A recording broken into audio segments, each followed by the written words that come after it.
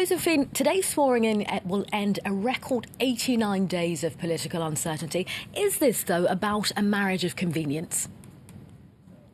Well, that's the big question, really, because these two parties, the Five Star Movement and the League, come from very different perspectives. Luigi Di Maio and Matteo Salvini have spent the last few weeks trying to work out their government program and their list of ministers. They've managed to find a compromise that was acceptable to the president, but many commentators are suggesting that this will not last, and there's going to be plenty of conflict when they sit down and try and figure out what will be the government priorities. Matteo Salvini will take control of the Interior Ministry. Luigi Di Maio will be in charge of economic development and welfare, but they're both going to be deputy prime ministers, really working with Giuseppe Conte, this new prime minister who has no political experience. So the question is, do we have three people in charge, or will we have one person in charge? There's going to be plenty of conflict and interesting discussions up ahead in terms of working out their priorities. So, Josephine, today's swearing in is coming in just under 2 hours' time. I mean, what's next for the government? Because we know that there will be confidence votes in both chambers of Parliament.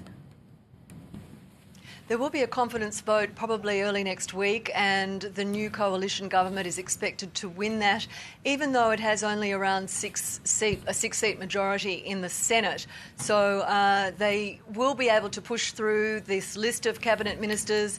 They have a new finance minister in place of Paolo Savona.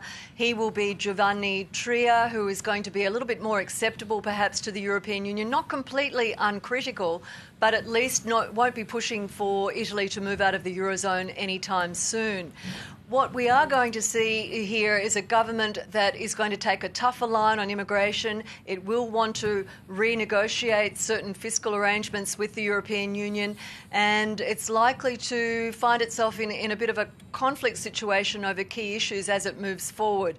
The German Chancellor Angela Merkel has said today that she's willing to collaborate with this government, but interestingly, one of their opponents, the head of the centre-left Democratic Party, said today, we are seeing the birth of a neo-fascist government in Italy in the heart of Europe. So it's going to be a rocky road up ahead, I think, with plenty of discussion within the government and outside the government on its priorities.